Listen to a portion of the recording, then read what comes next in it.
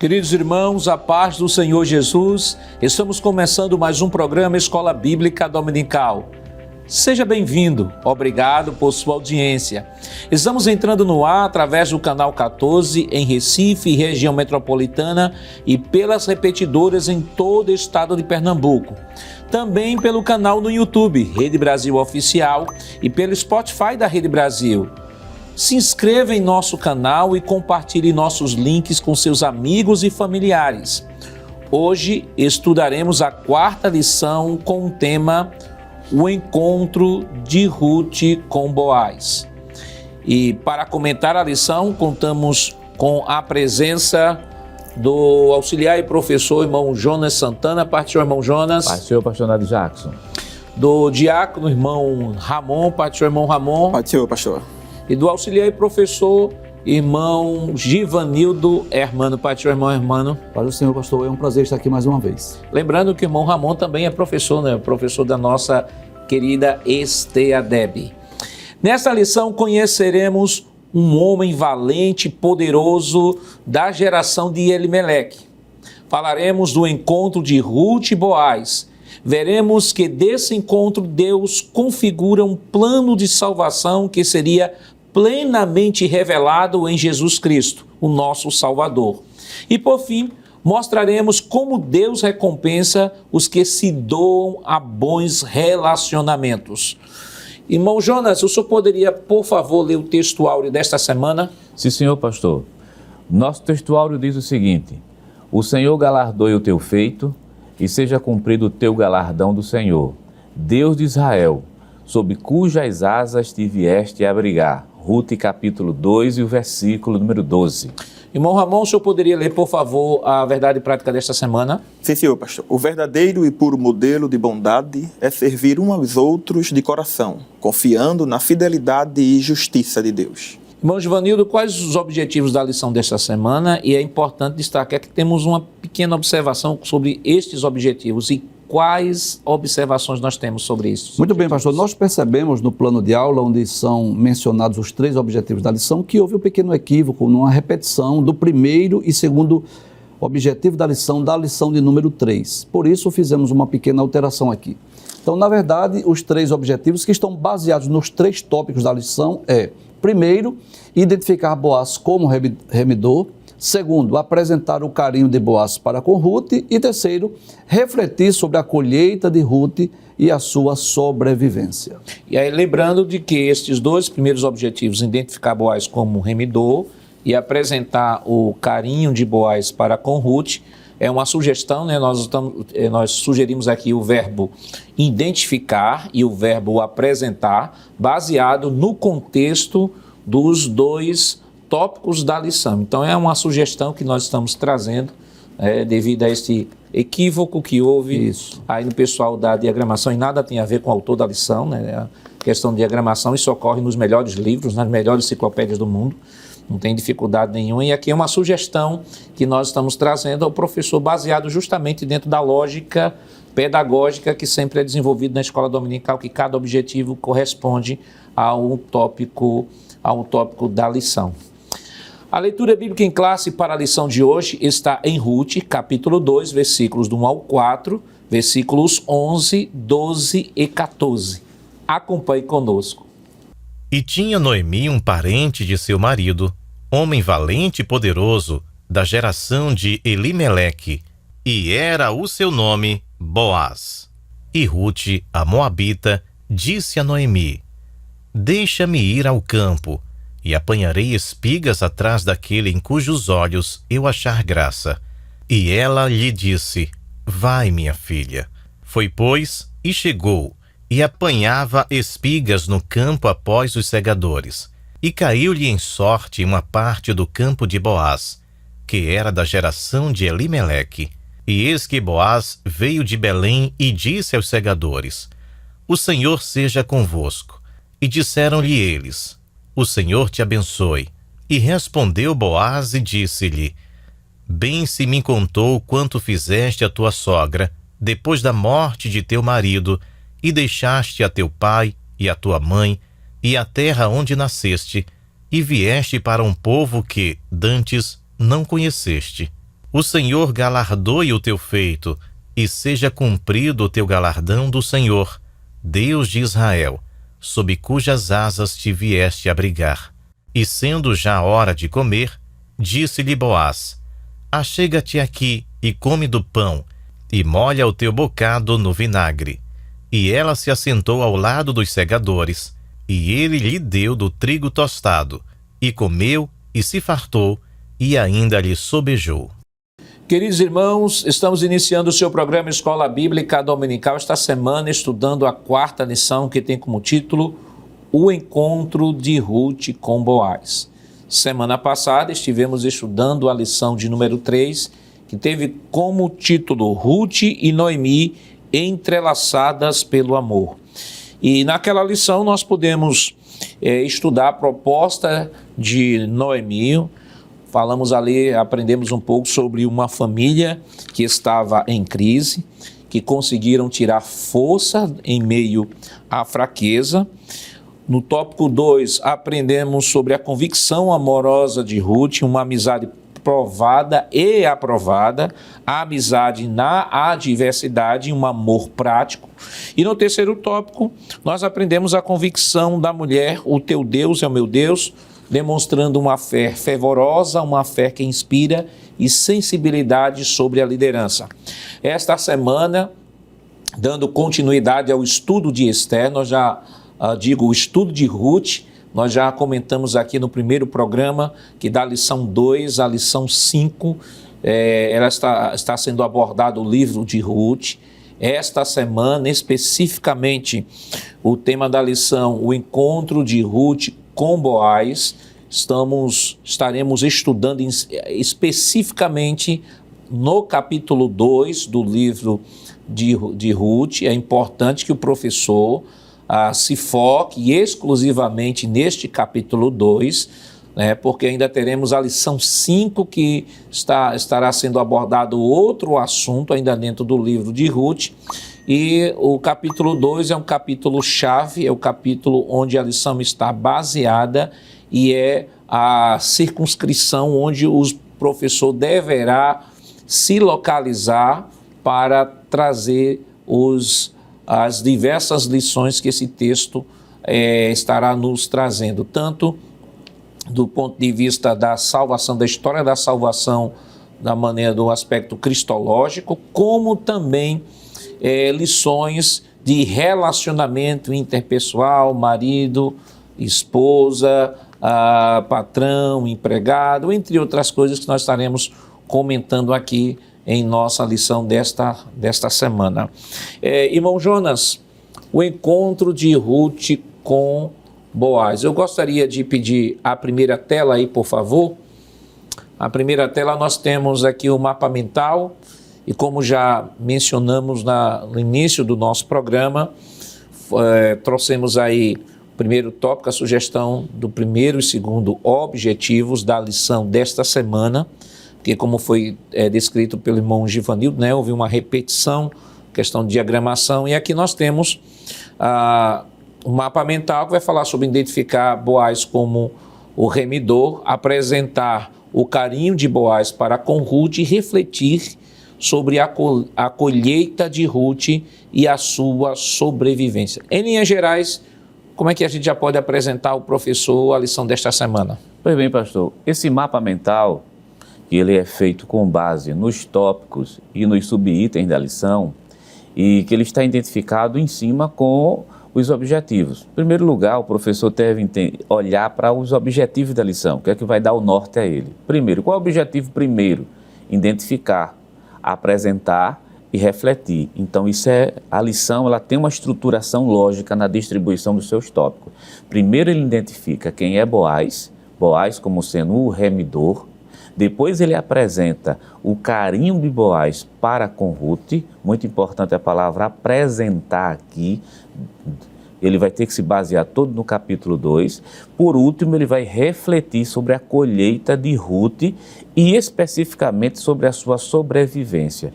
quando a palavra refletir ela é utilizada no terceiro tópico, é porque se concentra, na verdade, a aplicação maior da lição justamente no terceiro tópico. Não é que no primeiro não tenha. O primeiro tem aplicação, o segundo tem aplicação, mas o terceiro, na verdade, é o fechamento justamente da lição. Por isso a palavra refletir. Caminhando ainda desse mapa mental, vocês estão percebendo que a temática é família, mas lá no primeiro tópico está lá, Boaz o remidor. O que é que vai ser trabalhado? O que é que vai ser identificado nisso aí? Um homem próspero. Boaz é um homem próspero. O que é que vai ser trabalhado e trazido adicional? A palavra Goel e a palavra Levi, que vai ser distribuído aqui, vai ser comentado também. E o que é que vai ser identificado também? O temor e o respeito de Boaz em relação a Ruth. Apresentar. Vamos lá, apresentar o carinho de Boaz para com Ruth. Mas o que é que vai ser apresentado nesse carinho? A pureza não exclui a ternura. Vai ser apresentado também que Deus estava agindo. Será apresentado também dentro dessa temática a sensibilidade e o lado espiritual justamente de Boaz nesse encontro com Ruth. Refletir, que é o terceiro tópico, né? A colheita de Ruth e a sua sobrevivência. Vamos refletir o que dentro dessa temática? Vamos refletir sobre a lei da semeadura. Iremos refletir sobre os acasos, entre aspas, de Deus, e iremos refletir também sobre o resultado justamente da colheita. Todos esses subitens, o professor está tendo uma visão clara e uma visão lógica da lição. É dessa maneira que a lição está estruturada, por isso que o mapa mental é tão importante, porque dá início, meio e fim à aula, pastor. Só relembrando que os dois primeiros tópicos, né, o verbo identificar e o verbo apresentar, não constam em nossa lição. Nós fizemos uma inferência a partir do tópico 1 e 2 da lição, por conta do equívoco que nós aqui pontuamos.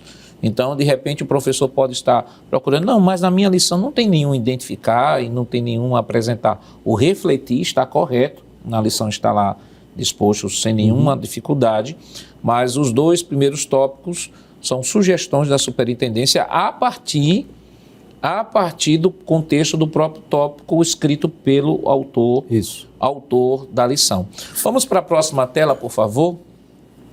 E aí nós temos a palavra-chave. Palavra-chave, irmão Ramon, nós temos aí a palavra-chave, a palavra encontro. Sim, senhor. Nós temos aí, primeiro tópico, identificar Boaz, o remidor. Segundo, apresentar o carinho de Boaz para com Ruth. Terceiro, refletir sobre a colheita de Ruth e a sua sobrevivência. E temos a verdade prática, que é importante que o professor, às vezes o professor passa assim, batido pela verdade prática, porque se esse tópico está lá, verdade prática. Então, o que isso está querendo dizer ao professor e aos alunos sobre o tema da lição, sobre o que está sendo abordado na lição? Então, é um tópico também que o professor tem que tomar um tempo para ler com os alunos e refletir sobre a verdade prática, como também o próprio textuário da lição, né? São dois itens ali, são duas sessões, vamos dizer, da lição, que o professor não está ali só de enfeite, né? Sim, tem senhor. uma missão pedagógica. Sim, senhor. E o professor não pode desprezar a missão pedagógica dessas duas sessões da lição. Perfeito, pastor. A sua observação foi ótima, não é? O textuário, né? Ruth 2:12, o texto diz: O Senhor galardoe o teu feito e seja cumprido o teu galardão do Senhor, Deus de Israel, sob cujas asas te viestes a abrigar.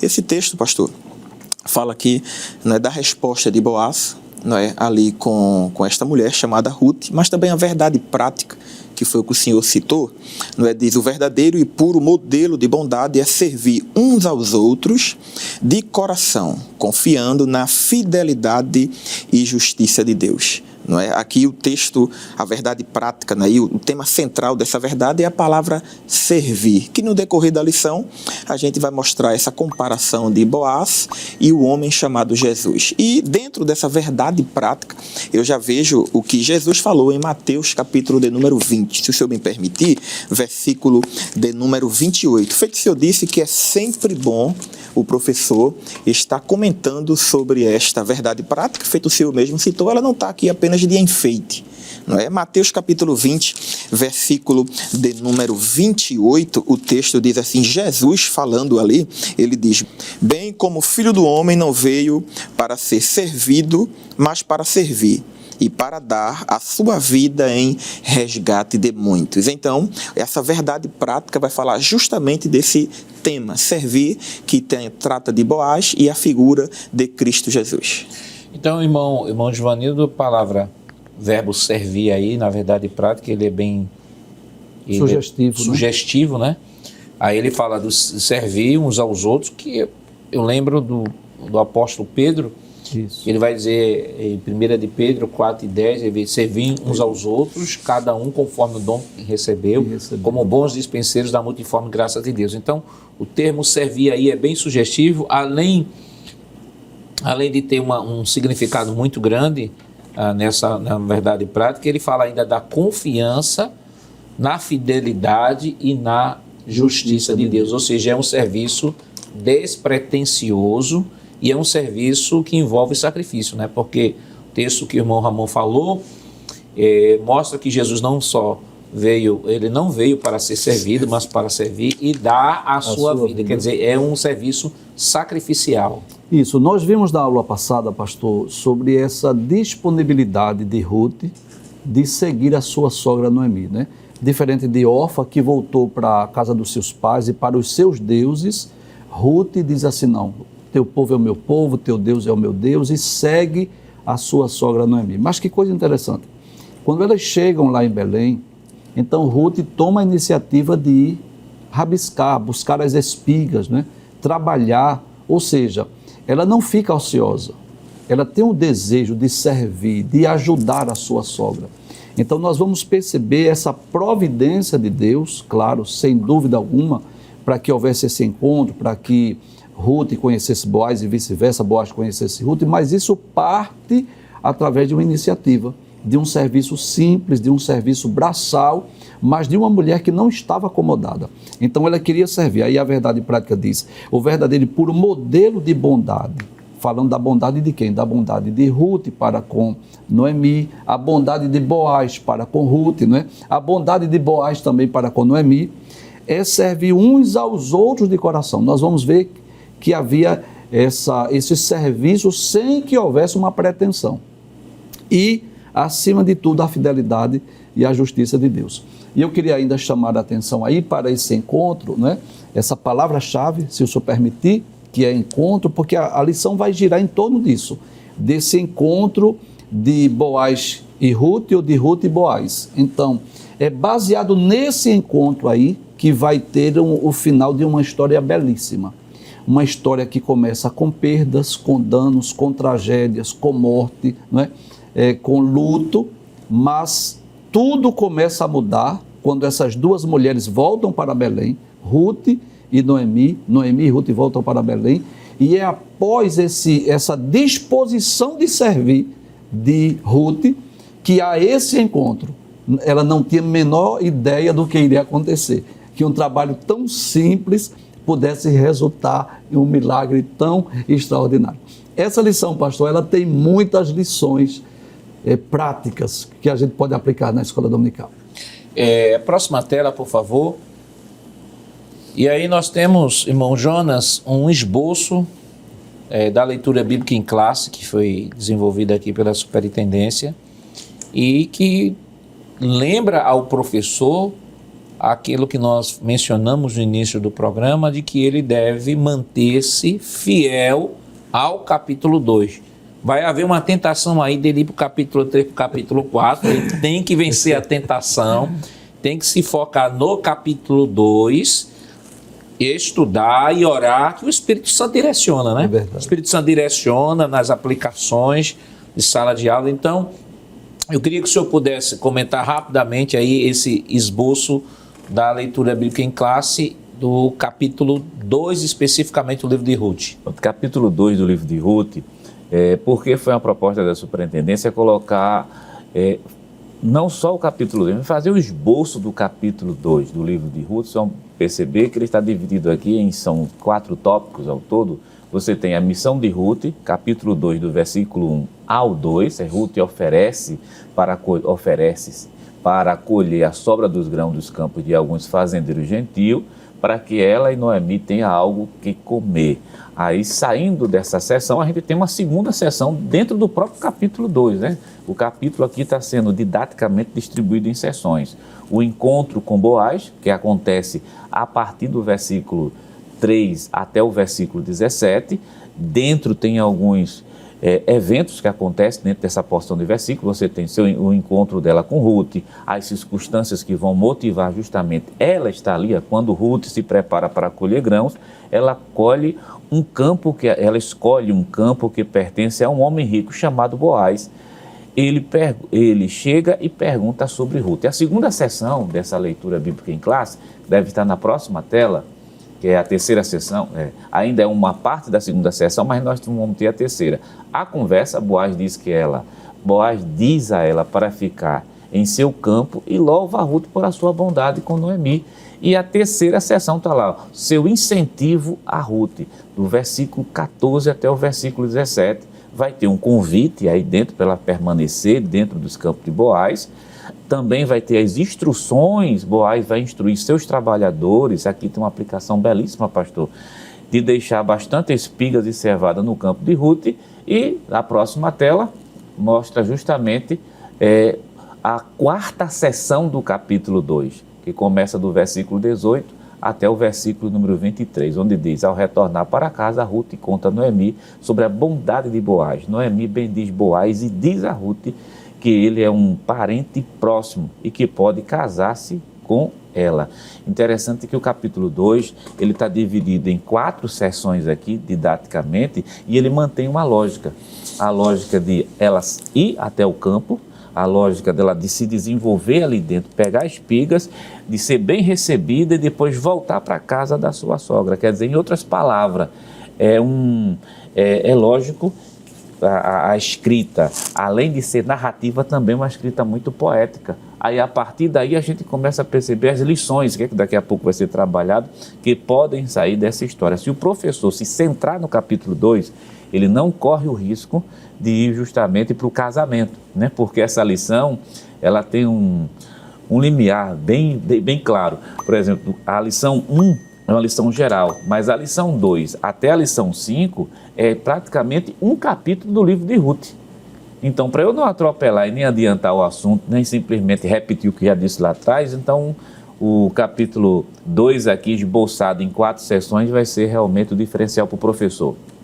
É por isso que é importante, irmão Givanildo, que o professor tenha isso em mente, bem delimitado os objetivos da lição. Sim. Porque, de repente, ele se empolga, vamos supor, ele acaba esquecendo os objetivos da lição, Sim. Aí pega o texto, não, vamos ler o texto, aí daqui a pouco vamos para o capítulo 3, aí vamos para o capítulo 4, quando na verdade ele tem que delimitar muito bem para que alcance o objetivo daquilo que está proposto. Então, todas as lições, ela possuem 3 objetivos, esses objetivos devem ser alcançados. E esse esboço aí, que é do texto da leitura bíblica em classe, é importante nós mencionarmos isso, que muitas vezes ele serve apenas para ser lido nas informações introdutórias, quando, na verdade, esse texto possui bastante informações, né? Então, esse esboço que foi apresentado pelo professor Jonas vai dar ao professor condições de explicar com mais minúcias, com mais detalhes o capítulo 2, né? Porque talvez algum professor fique preocupado, mas como é que eu vou dar a aula toda baseada em um único capítulo?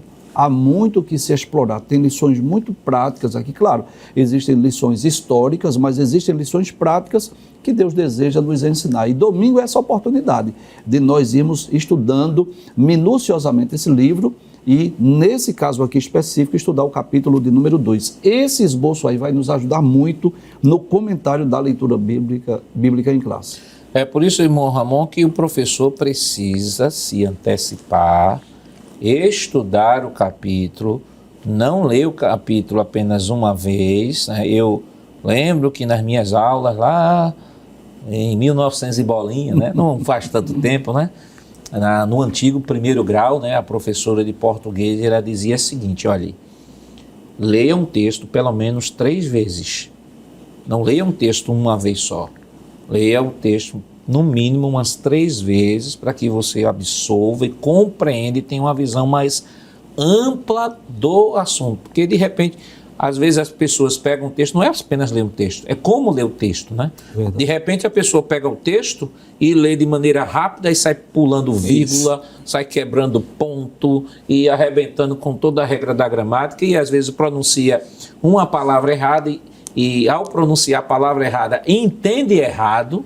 Então o professor precisa fazer com calma, com tranquilidade. Em nenhum momento, se em nenhuma lição de escola dominical ele pode se dar o luxo de ler a lição horas antes de ensinar, ou até mesmo minutos antes de ensinar, ou não estudar porque acha que o Espírito Santo vai ajudar, muito mais nesta lição que envolve muitos aspectos históricos. É um texto narrativo com belas poesias aqui nesse texto e que precisa que o professor siga essa regrinha, né, que eu aqui mencionei, da minha professora de português, que leia o texto pelo menos umas 3 vezes para que tenha uma visão mais clara do texto e possa ensinar com segurança. Perfeito, pastor.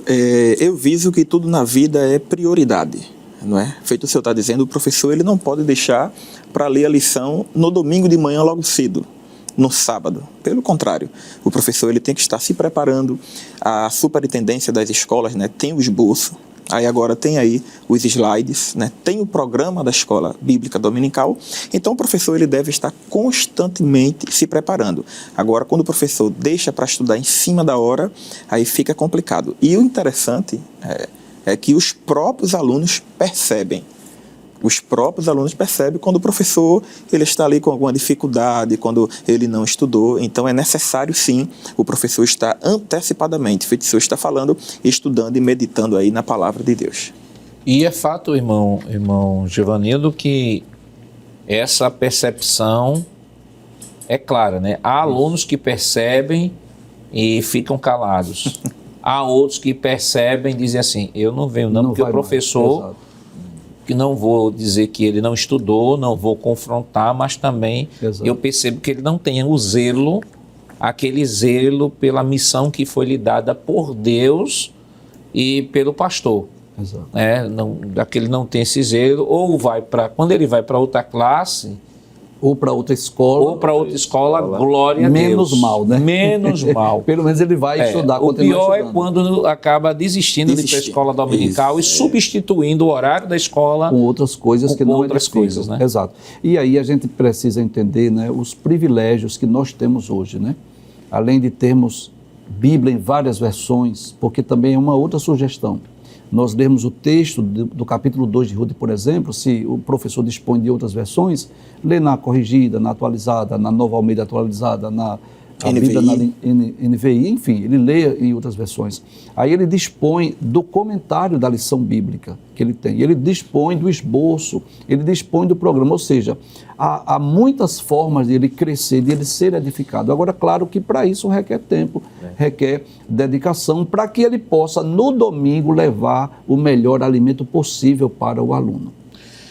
Então, queridos irmãos, no próximo bloco nós estaremos comentando o tópico 1 da nossa lição. Não saia daí, nós voltamos depois do nosso rápido intervalo.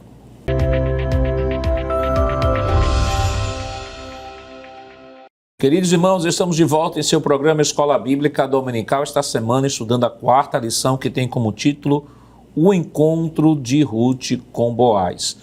E no bloco anterior, nós trouxemos aqui uma visão panorâmica da lição desta semana, algumas dicas pedagógicas importantíssimas para que o professor aplique em sala de aula e possa melhorar ainda mais a sua exposição em sala.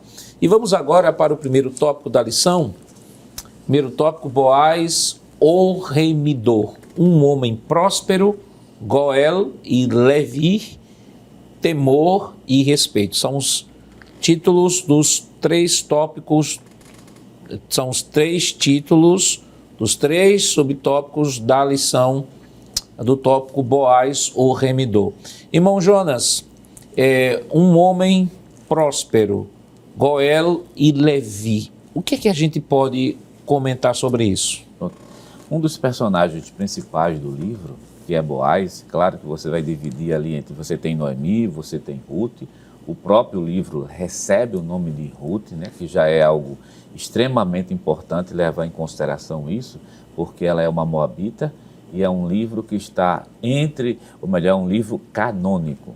Mas um dos personagens importantíssimos chama-se Boaz, que o texto bíblico mostra lá no capítulo 2 do livro de Ruth. Quem é ele? Vamos falar um pouco sobre ele. Capítulo 2 do livro de Ruth, versículo 1 diz assim: tinha Noemi um parente de seu marido, também valente e poderoso, da geração de Elimeleque, que era o seu nome Boaz. A palavra Boaz significa justamente a força está nele. Aí as características que são apresentadas de Boaz: primeiro, era um homem valente e homem poderoso. O texto bíblico tem a preocupação de mostrar as características pessoais para depois falar da posse que ele tem. Em outras palavras, ele é valente, ele é poderoso e depois ele é como se fosse um fazendeiro, né? Atualizando a nossa fala hoje. Fazendeiro, uma pessoa que tem campos, ele tem trabalhadores. Ao longo do capítulo 2, ele tem trabalhadores que estão à disposição dele, e ele também é parente justamente de Noemi. Quer dizer, está todo mundo em casa ali. O que está faltando acontecer, claro que o capítulo, versículo 2 por diante, vai mostrar o quê? O encontro, que é justamente nesse encontro que nós vamos chegar em outro assunto, que é justamente a questão do Goel e a questão justamente de Levi. Como é que Boaz se encaixa dentro dessa história? Ele vai ser o remidor, porque ele vai resgatar justamente todas as posses, inclusive o casamento. Lá ele é o remidor, mas ele não é o parente mais próximo, porque existe um mais próximo do que ele, que daqui a pouco será comentado, um dos motivos que faz com que o mais próximo não o deseje. Justamente ele vai ser o remidor. Ele também vai ser um homem que vai tratar Ruth muito bem aqui, e ele vai estar dentro da lei do levirato, que tem uma tela especificamente para falar sobre isso. Então, Boaz consegue reunir nele tanto o Goel, ou seja, o remidor, e consegue cumprir nele também a lei do levirato, ou seja, casar justamente com a parente do falecido, no caso, da viúva, que é justamente para resgatar a memória justamente da pessoa que já morreu. Eu queria pedir a próxima tela, por favor, e é importante fazer aqui uma pontuação. Primeiro, irmãos, estamos falando de um texto do Antigo Testamento, estamos falando do Goel e do Levi. De repente você pode ter algum aluno, o que é isso, Goel e Levi? É importante que o professor ele seccione esta abordagem aqui em 3 perspectivas. Primeira perspectiva é abordar o contexto de Boaz e Ruth, o que é de fato que nós vamos fazer agora, o que é de fato esse Goel e o que é esse Levi, que é do levirato. O que significa isso dentro da cultura judaica? Primeiro, tratar isso dentro da cultura judaica. O que é que é isso? Vamos esquecer por um pouco a aplicação cristológica. Vamos primeiro entender, porque para que possamos entender a aplicação cristológica ou as aplicações práticas para o aluno, é preciso que se entenda o que de fato está ocorrendo. Primeiro, o significado judaico.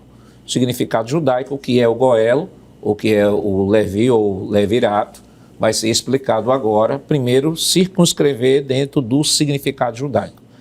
Entendido o significado judaico, vamos agora para a aplicação cristológica, ou seja, o que isso tem a ver na história da salvação, da nossa salvação. Estamos falando da salvação proporcionada ou provisionada por Deus. E aí nós teremos a aplicação que ela entrou na linhagem de Davi e tal, de onde viria o Messias. É uma outra situação. E terceiro, a aplicação prática para os nossos dias. Então o professor tem que estar atento a isso, para depois não estar misturando as coisas. Primeiro, o sentido do texto no Antigo Testamento, o que é o Goel, o que é o levirato, que vai ser explicado agora. Depois, a aplicação com relação à história da salvação, que isso significa na prática com relação à salvação da humanidade. E em terceiro, às aplicações práticas que nós estaremos comentando, a relação de patrão-empregado e entre outras coisas. Então, tendo dito isso, irmão Jonas, vamos agora para aquilo que nós pontuamos aqui, que é o significado judaico, sem aplicação cristológica nenhuma. Só o significado judaico do Goel e do Levirato. Por sinal, a informação que aparece na tela está no livro do próprio autor. Olha, o Goel é um redentor, um defensor, um protetor dos interesses do indivíduo e do grupo. Ele intervém em certo número de casos. Se um israelita precisou se vender como escravo para pagar uma dívida, deverá ser resgatado por um dos seus parentes próximos. Isso está registrado lá no livro de Levítico, capítulo 25, do versículo 47 até o versículo 59. Quando um israelita precisa vender seu patrimônio, o Goel tem direito preferencial na compra, pois é muito importante evitar a alienação dos bens da família. A lei está codificada em Levítico, capítulo 25 e versículo também 25. Então, o Goel, ele é, para o professor que está em casa assistindo, ele é um redentor, ele é um defensor. As palavras que se destacam são essas. Seria importante, professor, permita-me ler esse texto de Levítico 25 e 25, que vai esclarecer melhor. Vai esclarecer. Aí, Levítico, capítulo 25, versículo 25. 25 e 25. Deixa eu pegar esse texto e, enquanto a gente procura aqui, 25, destaque aí a ideia de redentor, a ideia de defensor e a ideia de protetor. Que essas características nós encontramos justamente na pessoa de Boaz. Ele apresenta-se, né? Veja que o tópico 1 disse, Boaz o remidor. Por que o remidor? Porque ele está dentro dessa questão do Goel. Ele vai entrar como remidor, como defensor e como protetor. Isso no capítulo 2, capítulo 3 por diante. Deixa eu pegar o capítulo 25 e o versículo 25 diz assim o texto. Quando teu irmão empobrecer e vender alguma porção da sua possessão, então virá o seu resgatador, seu parente, e resgatará o que vendeu a seu irmão. Isso é para evitar a alienação dos bens. Então, essa medida civil da lei judaica visava justamente proteger a família do empobrecimento e até mesmo do desaparecimento dela. Então, é dentro desse contexto que Boaz se apresenta como redentor, defensor e protetor do patrimônio familiar, não só do patrimônio familiar, fazendo referência a questões de bens, mas também da própria genealogia deles, pastor. Então, só pontuando, aqui nós estamos falando de uma lei, está lá em Levítico, o livro das leis. Estamos falando de uma prática que está dentro do ordenamento jurídico judaico, que tem uma finalidade, a finalidade básica disso aí, é o que o senhor já sintetizou aqui, evitar o empobrecimento, manter a genealogia e também a conservação dessa geração. Isso. Ou dessa família, e isso é muito forte, a questão do bem, a questão da genealogia, era uma prática muito forte no contexto judaico, porque eram valores que eram muito caros à sociedade de então. Então, isso tendo sido explicado, o Goel, nós vamos agora para a próxima tela. A próxima tela agora vai falar sobre o Levirato. Então, já foi falado aqui a palavra, o senhor pediu para que fosse destacada. Volta aí a tela anterior, por favor. A palavra redentor, defensor e protetor dos interesses do indivíduo ou do grupo, que envolvia não apenas a pessoa, mas envolvia a família, que era também chamada de clã, né? E permita-me, pastor, só fazer um comentário aqui, o quanto foi Deus que estabeleceu essas leis, né? Aí a gente percebe claramente o cuidado de Deus para com os pobres, o cuidado de Deus para com os órfãos, o cuidado de Deus para com as viúvas. Então, Deus estabelece leis para que esses grupos de pessoas, pobres, órfãos, viúvas e até os estrangeiros, não fossem desamparados. Inclusive, o fato de Ruth ir buscar essas espigas também estava dentro da lei. Então, foram leis estabelecidas por Deus, visando não é? O bem-estar social, o cuidado para com os pobres, órfãos e viúvas. E aí, considerando o princípio da equidade e da justiça, né? Isso, exatamente. Bem demonstrado aí nesse texto. Então, vamos para a próxima tela, por favor. A questão... E aí nós temos o levirato. E o que é o levirato, irmão Jonas? Dentro da questão, como o senhor tem pedido, pastor, dentro dessa questão do ordenamento jurídico de Israel, estabelecido pelo próprio Deus, que a ideia daqui é preservar a família.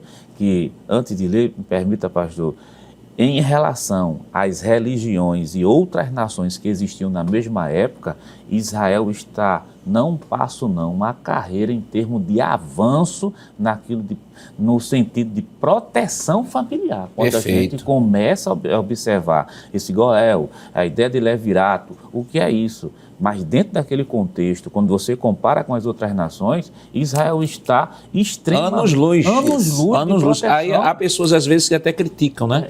Criticam por não entender esse contexto. Porque, por exemplo, se avaliar as leis que são estabelecidas no código jurídico hebraico anterior, e dizer assim, e comparar com os direitos humanos hoje, dizer assim, isso aqui... olho por olho, dente por dente, isso é uma coisa retrógrada. Entretanto, vale destacar que o direito hebraico, ele não só foi, mas é tão importante para a sociedade ocidental, que influenciou, tanto quem estuda direito não tem como não ter uma cadeira estudar o direito hebraico.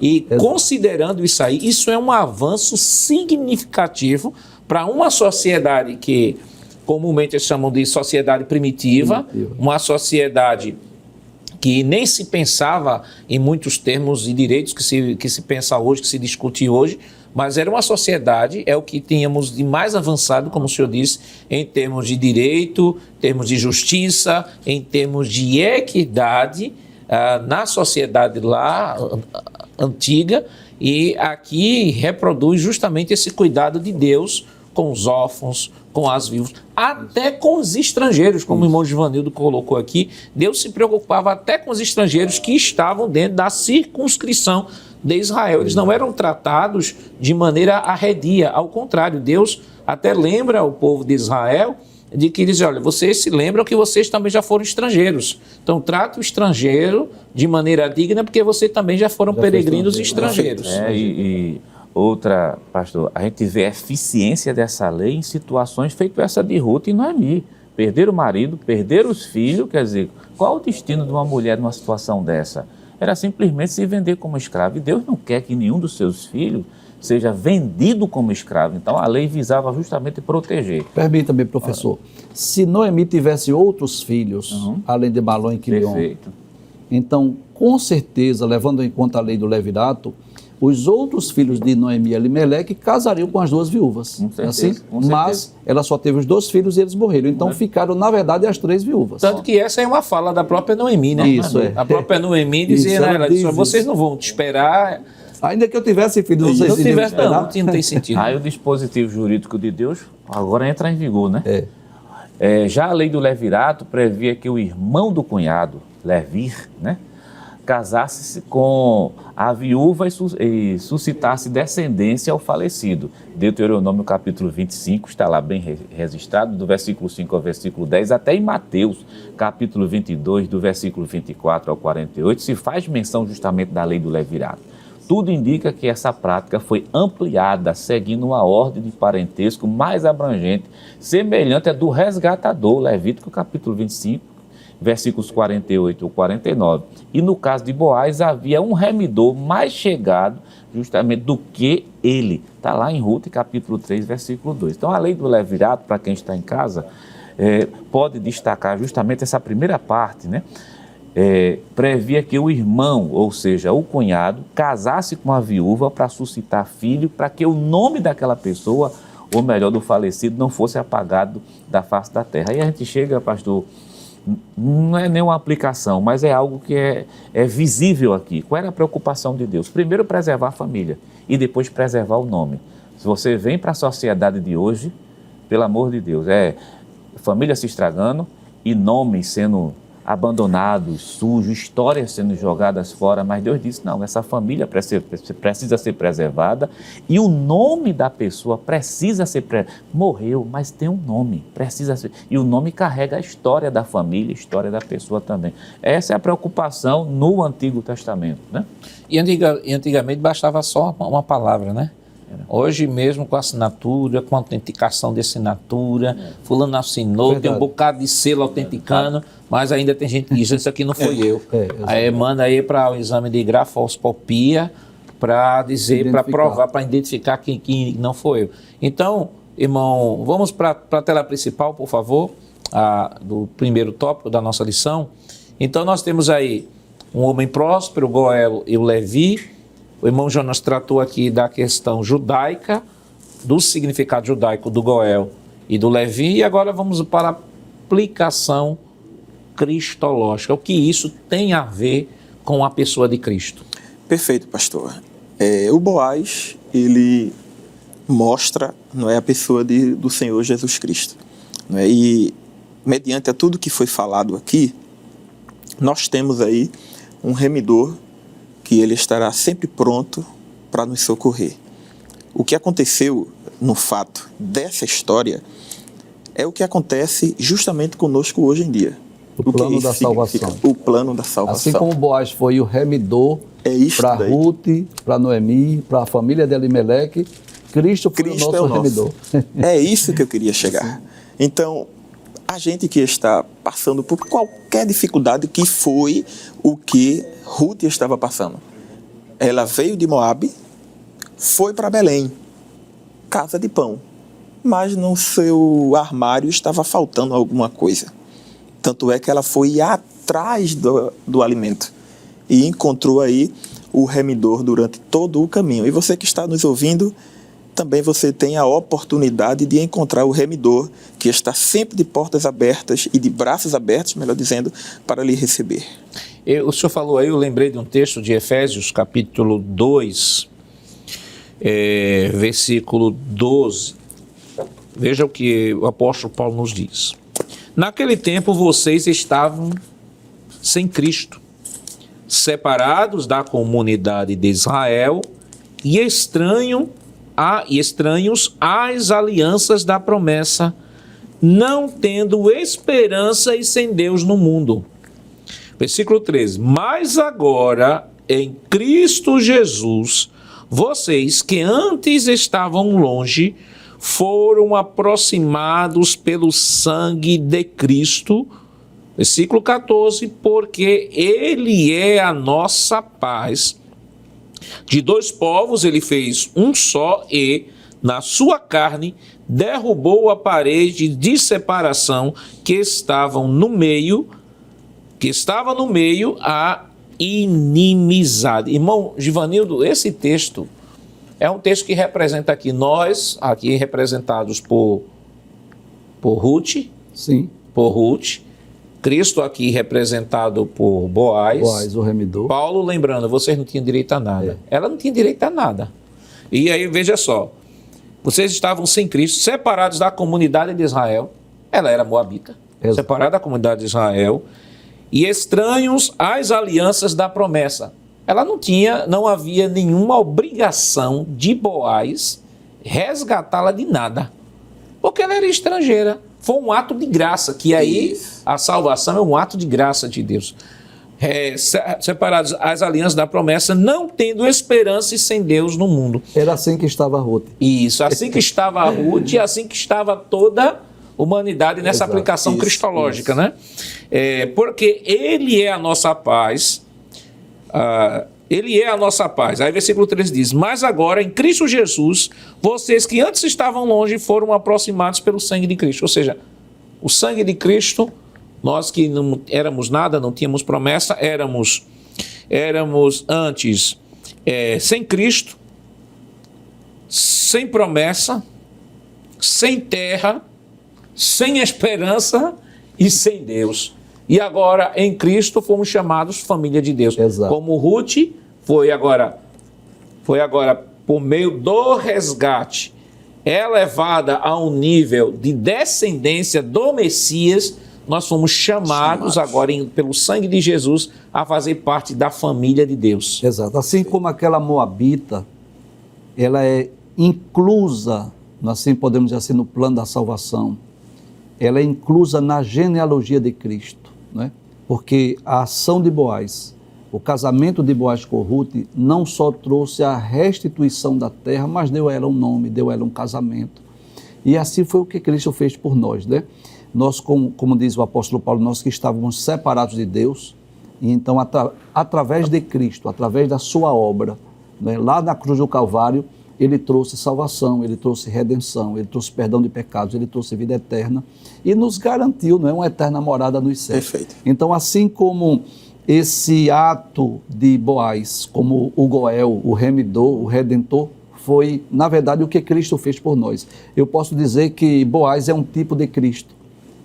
Essa história, embora seja uma história real e literal, mas ela aponta para uma história de amor ainda mais sublime, mais perfeita, que é o amor de Deus por nós, o amor de Cristo pelos perdidos, pelos pecadores. A diferença é que Boaz era um homem poderoso e rico financeiramente. E Cristo, ele nos comprou não com prata ou ouro, como disse Pedro, mas foi com o seu próprio sangue, indo à cruz do Calvário, nos redimiu, nos resgatou, nos deu um nome, nos deu uma cidade, nos deu uma terra. Então isso representa o que Cristo fez por nós. As riquezas da salvação. Professor, permita dizer isso. Ao estudar esse tópico, não olhe só para a historicidade do texto, mas para a cristologia que está apresentando aqui nesse capítulo 2. E ainda no capítulo 2, nos diz assim, versículo 19, assim, porque fomos aproximados pelo sangue de Cristo e tal, assim vocês não são mais estrangeiros e peregrinos, mas, veja aqui, uma nova posição, mas concidadãos dos santos e da família de Deus. E Deus. membros, isso é tremendo, irmão, membros da família de Deus. Irmão, por natureza, Paulo diz, nós éramos filhos da ira, Exato. filhos da desobediência, e Paulo em Romanos não vai alisar não, diz que éramos inimigos de Deus. E agora, concidadão dos céus, família de Deus. Não tem como a gente falar outra coisa, né, irmão? É só dar glória a Deus e servir a Deus com alegria. Só né? dar glória a Deus e alegria, porque quando a gente olha para casos desse tipo de Ruth, a gente começa a se identificar. E se nós éramos assim, Ruth, da mesma maneira que peregrinou na terra de Judá, era a gente, estava peregrino entre os crentes, entre todo mundo, dentro de uma sociedade, mas não é salvo. Mas a partir do momento que o remidor chegou e a gente aceitou o remidor, a gente passou a ser agora a ser família. E eu posso dizer de maneira assim, romântica, né? Para me entenderem, ser romântico. A gente entrou na genealogia de Cristo, né? Esse assunto tá muito gostoso, vamos dar um rápido intervalo, daqui a pouco a gente volta e vamos agora para a aplicação prática, né? Falamos sobre o significado judaico, a aplicação cristológica e a aplicação bem prática agora em termos de relacionamentos interpessoais. Mas não saia daí, nós voltamos já já.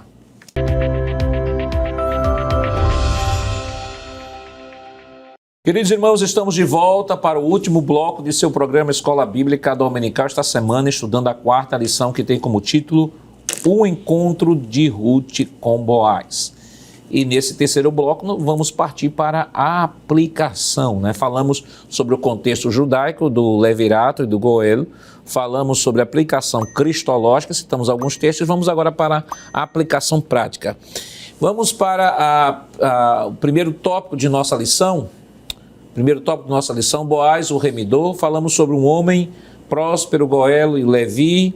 E agora vamos para o temor e respeito. Então, irmão Jonas, vamos para a parte prática. Nós fizemos a aplicação, a contextualização do Antigo Testamento, fizemos a aplicação cristológica desse encontro, desse levirato, e agora vamos para a aplicação, que seria a aplicação desse primeiro tópico, temor e respeito. Mas vale destacar de que estas duas palavras não são tiradas assim, não são inventadas, né? Elas estão baseadas em algum texto da lição bíblica. Então, qual é o texto e qual a aplicação que nós podemos fazer? Pois bem, pastor, esse subtópico, né, temor e respeito, O autor da lição, ele faz menção em Ruth capítulo 2, está lá, Ruth capítulo 2, e o versículo de número 2 e também o versículo de número 4. É daqui justamente da leitura bíblica em classe, do livro Texto da Escola Dominical, que é a lição, que ele começa justamente a tirar os subtópicos. Olha o versículo 2, diz assim: E Ruth, a moabita, disse a Noemi: Deixa-me ir ao campo e apanharei espigas atrás daquele em cujos olhos eu achar graça. E ela lhe disse: Vai, minha filha. Antes de ir para o versículo número 4, vamos observar o seguinte: Ruth está pedindo permissão justamente a Noemi. Pronto, essa permissão daí mostra o quê? O respeito, mostra também o temor, que ela está debaixo de uma liderança, ela é submissa. Isso vai se repetir também lá no versículo 4, onde diz: Eis que Boaz veio de Belém e disse aos seus segadores: O Senhor seja convosco. E disseram ele: O Senhor te abençoe. Quer dizer, nós temos no versículo 2, Ruth pedindo permissão, a questão do respeito. Nós temos Boaz no versículo 4, quando ele chega para os seus trabalhadores, ele diz assim: o Senhor seja convosco. E os trabalhadores devolvem dizendo assim: o Senhor te abençoe. Observe que entre Noemi e Ruth há temor e respeito, e entre Boaz e os seus empregados também tem respeito. Então isso é o que a Bíblia mostra. Vamos para a parte prática. Entre Noemi, entre nora e sogra, respeito e temor. Isso tem que ter. Isso é bíblico.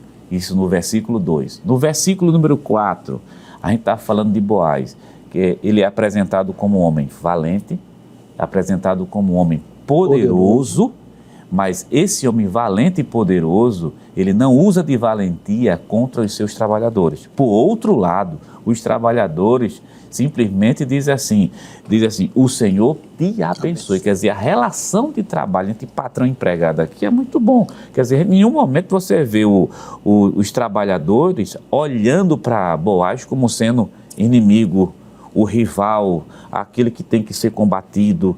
E em nenhum momento a gente vê Boaz dizendo aos seus moços, porque não tem só esse versículo, tem outros versículos também, que Boaz chega e diz assim, ela é moabita. Pergunta, quem é a moça? É de Moabe. Ele sabe que ela é estrangeira.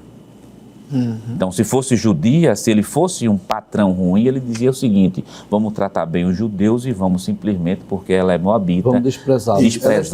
Estrangeira, porque por ser o texto diz assim, moabita, quer dizer, é de uma nação que é rival à nossa, então não é nem para estar aqui com a gente. Ele não faz isso. E, professor, licença, e é impossível Boaz fazer isso. Por quê? Porque Boaz, feito o senhor falou, ele é uma tipologia de Cristo. Então é impossível Boaz desprezar Ruth. Exato. Despreza mesmo sendo moabita, e olha que os moabitas, o histórico do povo moabita é um histórico de rivalidade, de crueldade e também de idolatria que existe. Mas aqui, esse patrão, é essa relação de patrão e empregado, que a gente também vai observar em outros textos bíblicos, inclusive, pastor, se o senhor me permite, antes de passar para os irmãos, Colossenses capítulo 2, porque dizer a quem é empregado, não veja se o patrão como sendo seu inimigo, Exato. Não vá combatê-lo. Quer dizer, da mesma maneira, o patrão não olhe para o seu empregado como sendo aquele que rival, que quer o lugar, que quer tomar, que vai acabar justamente com a empresa dele. E permita-me, professor, nesse contexto que nós vivemos, é muito frequente, é muito comum esses atritos entre patrões e empregados, né? Muitas vezes as discórdias, muitas vezes o empregado, né? O trabalhador, ele olha para o seu chefe, para o seu gerente, para o seu superior como sendo um inimigo, e às vezes ocorre o inverso, o patrão está olhando para o trabalhador, para um funcionário, como um simples servo, um simples empregado. E quando a gente percebe aqui, nessa história belíssima, há um tratamento de respeito de ambos, né? De um para o outro, um ambiente sadio, um ambiente saudável. Então é preciso que seja feita uma aplicação prática disso. Prática, né? O trabalhador, ele deve olhar para o seu chefe, quer seja um gerente, um encarregado, seja quem for que estiver à frente, não como inimigo, não como rival, mas como alguém que está sendo usado por Deus para que ele possa trabalhar, manter sua família. Da mesma forma, o patrão deve olhar para o seu trabalhador como aquele que é um colaborador, que está contribuindo para que ele possa ter a sua empresa. E é muito importante esses textos também que está na lição, que são recomendações paulinas nesse relacionamento patrão-empregado. Como a Bíblia é um livro maravilhoso, né? Eu costumo sempre dizer que a Bíblia não é só um livro religioso, espiritual, que nos ensina a chegar no céu, não. A Bíblia também é um livro que trata de leis, que trata de relacionamento interpessoal, que trata de questões práticas do dia a dia. É como nós sempre dizemos, é o manual do fabricante. E é um livro de princípios, né? Porque essas relações, elas são equalizadas a partir da Escritura quando o cristão ele tem a consciência de que tudo que ele faz para a glória de Deus. Servir a Deus não é estar só num órgão de louvor na igreja, não é só fazer parte no grupo de instrumentos, ou servir a Deus não é só ser professor de escola dominical, ser um dirigente de escola dominical. Servir a Deus, você serve a Deus em todas as dimensões da sua vida. E o texto, eu acredito que o texto que o irmão Jonas vai ler, vai corroborar com isso, que Paulo vai dizer que tudo que a gente faz, tudo que a gente faz tem uma amplitude espiritual. Porque Paulo diz assim, quer comais, quer bebais, quer façais qualquer outra coisa, façais tudo para a glória de Deus. O nosso sentido de vida, o nosso sentido de existência é vivermos, produzirmos, fazermos boas obras para a glória de Deus. E isso implica também no nosso serviço, independentemente do serviço que a gente realiza, independentemente do trabalho que a gente realiza, independentemente se o patrão reconhece ou não reconhece. Paulo vai ser bastante taxativo em dizer assim, que nós devemos compreender a mordomia cristã como um Deus que governa tudo e todos, e que independentemente de onde eu esteja alocado aqui na terra, em que empresa, em que local eu seja funcionário, mas ele diz, em outras palavras, você está servindo a Deus. Mas, pastor, você está servindo a Deus, por isso você deve viver esses princípios que o irmão Jonas agora vai ler. Leia aí, irmão Jonas, por certeza. Colossenses capítulo 3, o versículo 22 diz assim, vós servos, obedecei em tudo a vosso Senhor segundo a carne, não servindo só na aparência, como para agradar os homens, mas em simplicidade de coração, temendo a Deus. E o versículo 23, que ele é muito bonito, diz assim, e tudo quanto fizerdes, fazei-o de todo o coração, como ao Senhor e não aos homens. Aí vem o versículo 24, da onde vem o nosso galardão que o senhor estava falando, pastor. Sabendo que receberei do Senhor o galardão da herança, porque a Cristo o Senhor servis. Quer dizer, o meu trabalho pode ser o mais simples, né, dentro de escala, dentro dessas escalas sociais que se colocam, mas está fazendo, faça ao Senhor. Veja, se eu sou motorista de ônibus, estou servindo a Deus. Se eu sou um guarda municipal, estou servindo a Deus. Se eu sou um policial militar, eu estou servindo a Deus. Se eu trabalho numa empresa de coleta de lixo, eu estou servindo a Deus. Se eu trabalho, ainda que de maneira informal, mas trabalho de maneira honesta, eu estou servindo a Deus.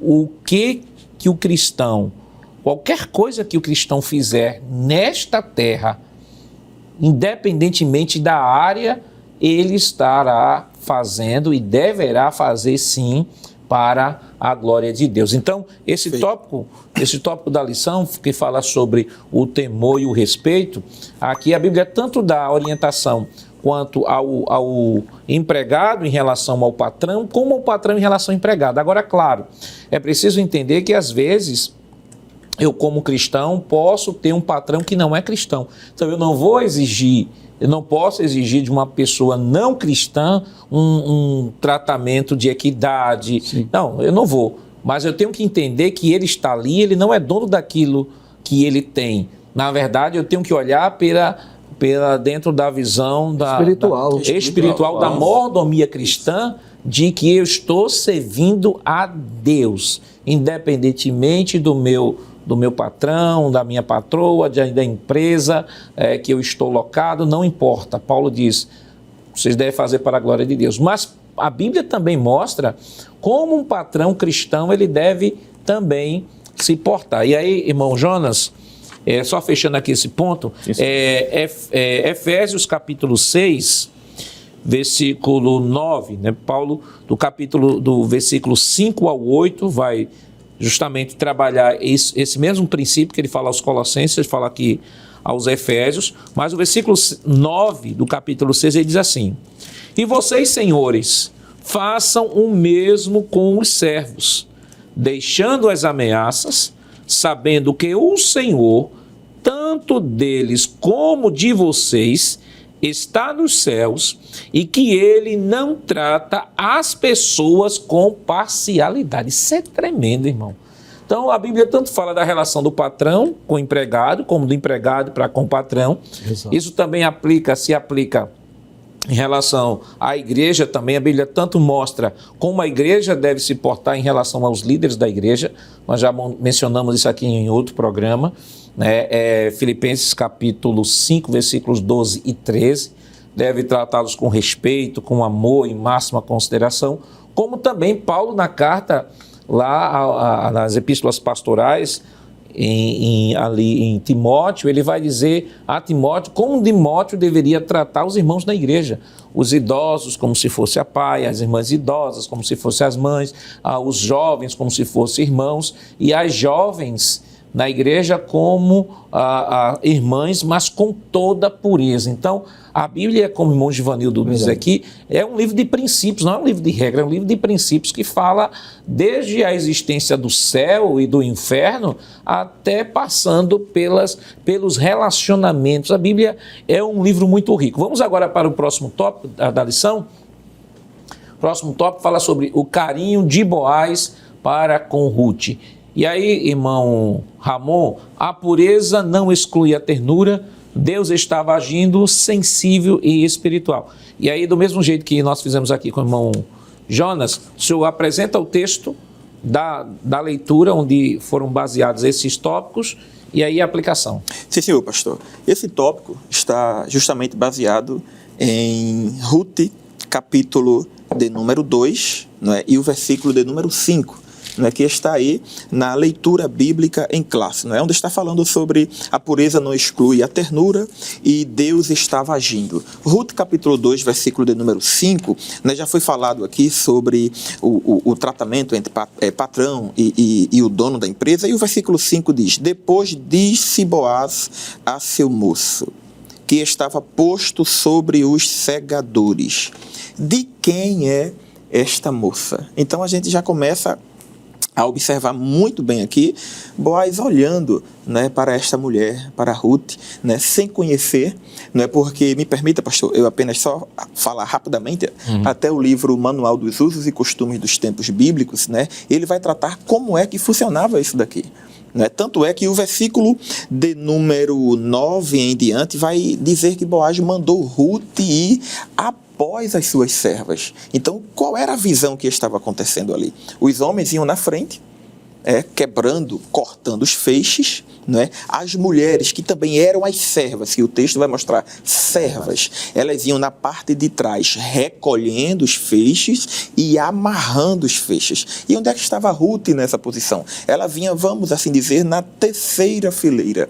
Ruth vinha recolhendo as sobras, que justamente era a lei, que a gente já falou sobre isso aqui. Então, a gente já começa a observar, pastor, dentro desta lição, né, Deus estava agindo. E a gente vê que Boaz, ele não sabia quem era Ruth, ele não sabia quem era essa mulher, tanto é que ele pergunta ao moço. E me permita, pastor, eu leio aqui na versão viva, né? Já foi falado aqui que o professor precisa ter diversas outras versões na sua biblioteca. E Ruth capítulo 2, versículo de número 5, na versão viva, diz: Boaz perguntou ao capataz dos ceifeiros: a quem pertence aquela moça? Então Boaz ali, ele toma informação daquela mulher. Boaz, ele tenta ali conhecer, saber, porque a mulher era estrangeira.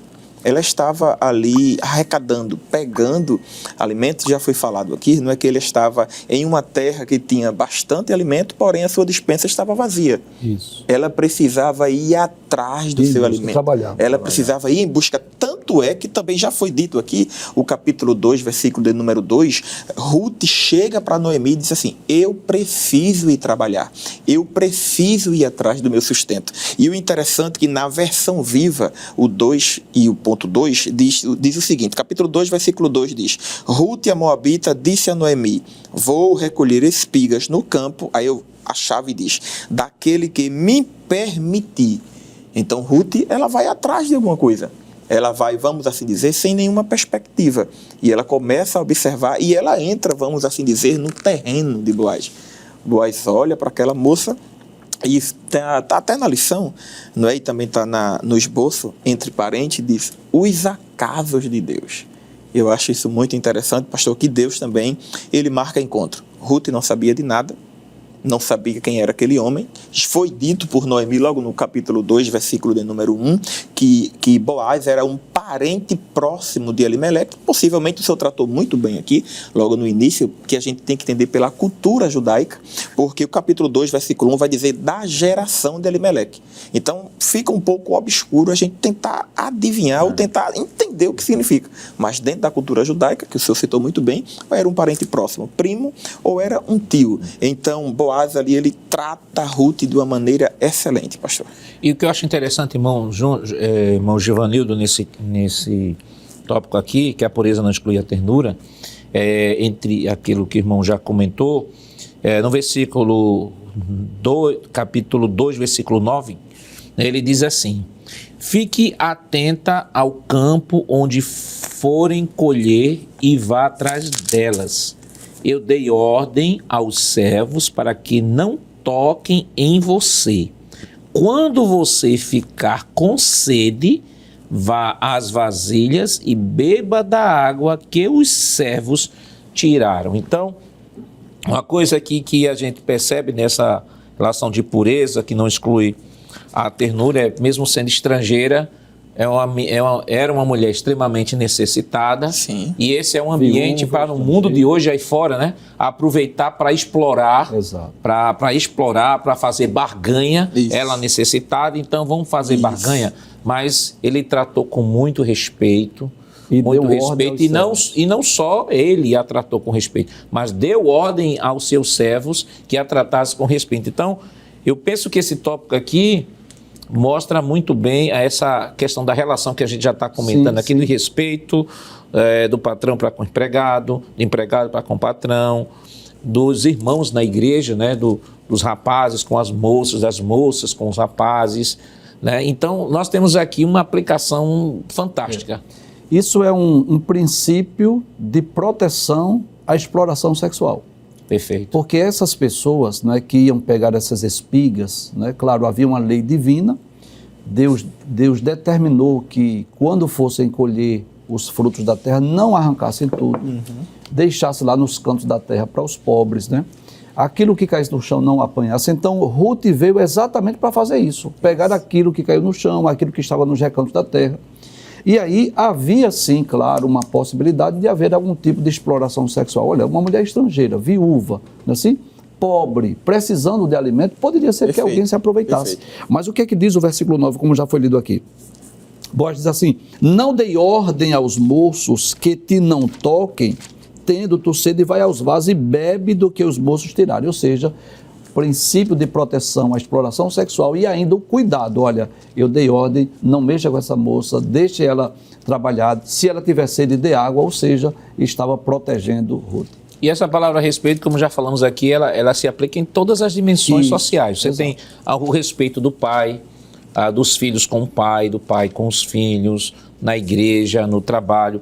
Há um outro tópico também aqui, Deus estava agindo, ele fala capítulo 2, versículo 7, ele diz o seguinte: ela me pediu que a deixasse recolher espigas e ajuntá-las entre os feixes após os ceifeiros. Assim, ela veio e ficou aqui desde a manhã até agora. Só parou um pouco para descansar no abrigo. E o autor aqui aponta, irmão Jonas, questão da educação.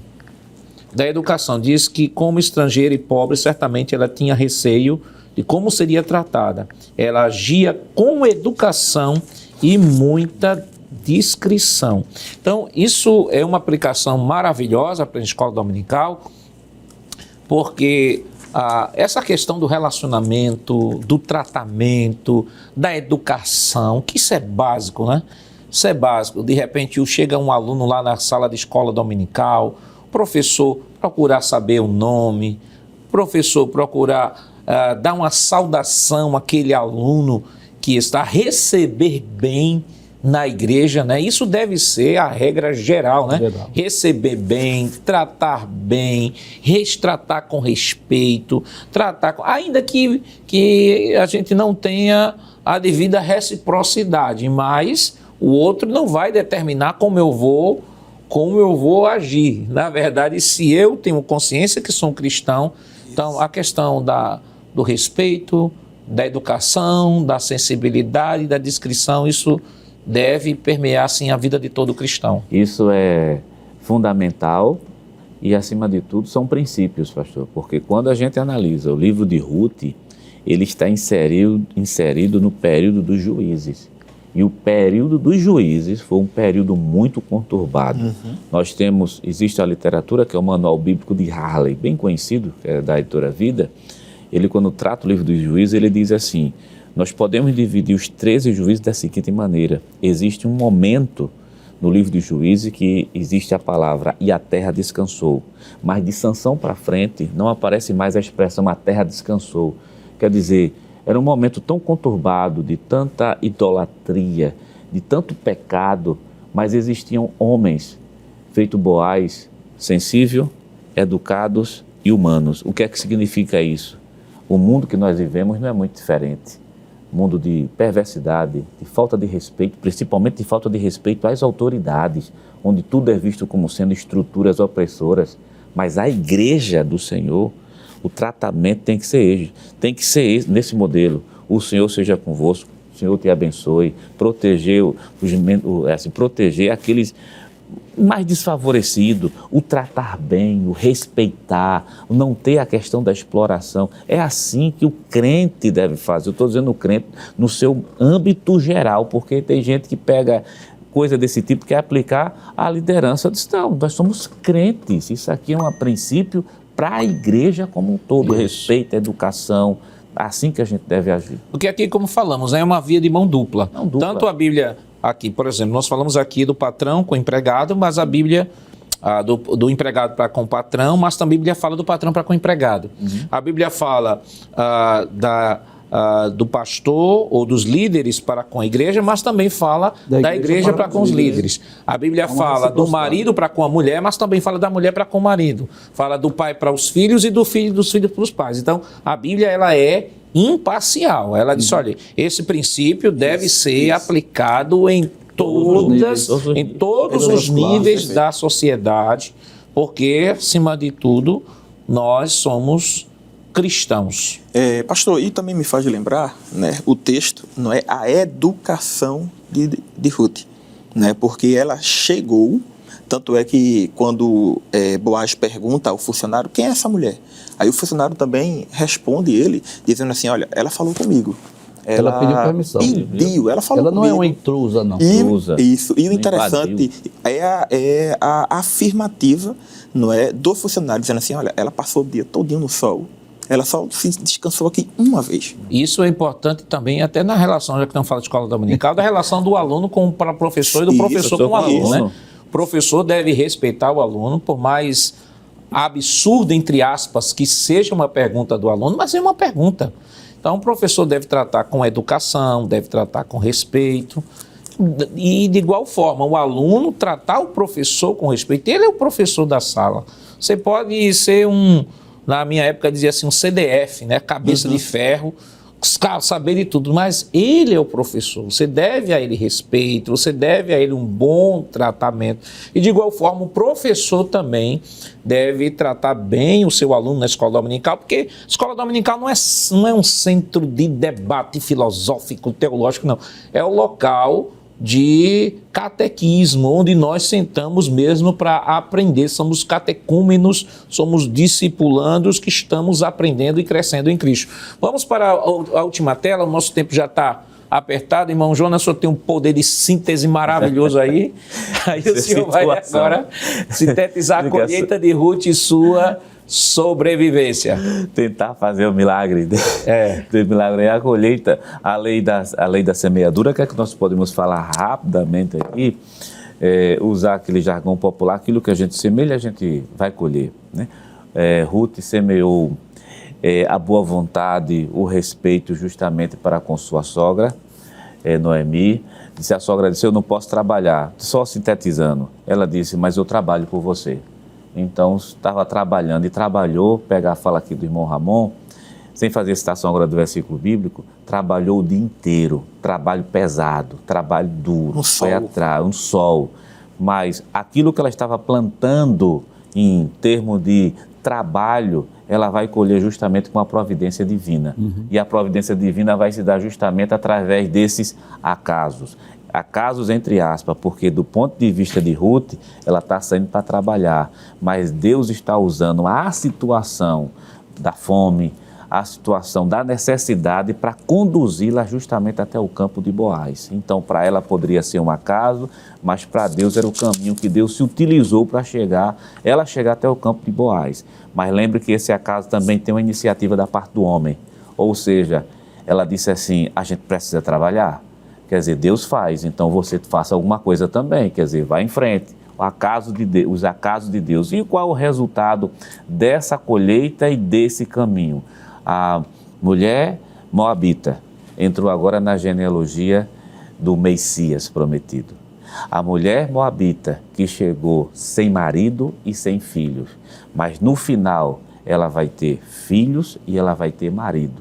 A mulher moabita que chegou sem nada, mas no final vai ser esposa de um fazendeiro. Quer dizer, isso é o resultado do trabalho duro que foi feito lá atrás. Qual é a aplicação que a gente tem?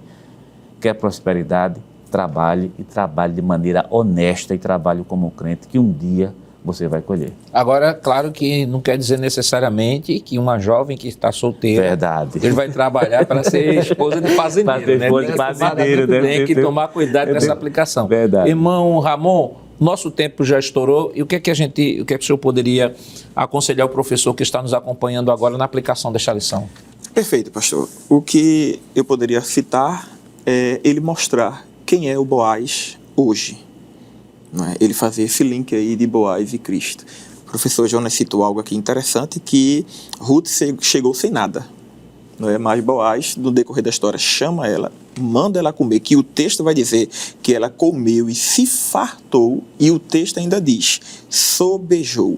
E vai ter um comentarista que vai dizer que sobrou, que Ruth levou para casa cerca de mais ou menos 20 a 40 litros de alimentos. Então, o que a gente pode aplicar aqui neste dia é que o Deus de Israel, ele com certeza fartará a tua vida, a tua alma, dentro da vontade dele, pastor. Bom, Givanildo. Nós podemos dizer que, assim como Deus se utilizou da simplicidade, do trabalho, daquele trabalho tão simples de Ruth, para mudar a sua história, Deus continua mudando histórias simples que podem ser mudadas por Deus. Bom, Jonas. Pastor, eu vou na mesma linha do professor Givanildo, que nós vimos aqui nessa lição, que uma história foi mudada, mas foi mudada a partir de uma iniciativa justamente de Ruth também. Ela teve que fazer alguma coisa. Então, para aqueles que querem ter uma mudança de vida, toma iniciativa. Não é crente, aceite Jesus como Salvador. É crente, está passando por dificuldade, procure o seu pastor, procure sua igreja. Quer dizer, toma iniciativa, que existe um Deus que vai criando as condições e os caminhos para você chegar naquele ambiente ou naquela posição que Deus quer que você chegue. E veja que quase mais de 1 hora de programa só no capítulo 2, né? Então, o professor tem subsídio suficiente para fazer uma excelente abordagem. Que Deus continue te abençoando em nome de Jesus. Queridos irmãos, depois de uma lição tão maravilhosa, vamos orar ao Senhor, pedir a Ele a sua bênção, toda especial em favor de cada um dos nossos irmãos. Irmão Jonas, Sim, senhor. nos dê a honra de fazer esta oração. Sim, senhor pastor. Oremos nesse momento. Pai eterno, Cristo amado, Deus da glória, queremos te agradecer, queremos te louvar, pois teu Santo Espírito tem conduzido esse programa e tu tem falado aos nossos corações. Te pedimos nesse momento uma bênção especial sobre o teu servo, pastor presidente. Ajuda teu filho, abençoa toda a direção da igreja, Abençoa também a direção da Rede Brasil, a superintendência das escolas bíblicas dominicais e abençoa aquele professor que está assistindo o programa, que está se preparando para dar aula. Abençoa cada aluno que vai participar da escola bíblica dominical. Que teu Santo Espírito venha ser o verdadeiro professor e que a gente possa aplicar tudo isso que nós ouvimos, ó Pai, a partir da Tua palavra em nossas vidas. Nos ajuda, nos abençoa, usa de misericórdia conosco, assim te pedimos no nome santo de Jesus. Amém. Chegamos ao final deste programa. Hoje estudamos a 4ª lição com o tema O Encontro de Ruth com Boaz. Próxima semana veremos a 5ª lição com o título O Casamento de Ruth e Boaz, a remissão da família. O programa Escola Bíblica Dominical vai ao ar na TV toda sexta-feira às 21h30 e no sábado às 16 horas. Também está disponível no formato podcast do Spotify e em nosso canal no YouTube, Rede Brasil Oficial. Se inscreva, ative o sininho e compartilhe nossa programação. Obrigado por sua audiência e até o próximo programa. Que a graça do nosso Senhor Jesus Cristo, o amor de Deus nosso Pai, a comunhão do seu Santo Espírito estejam com todos hoje e para todos sempre. Amém.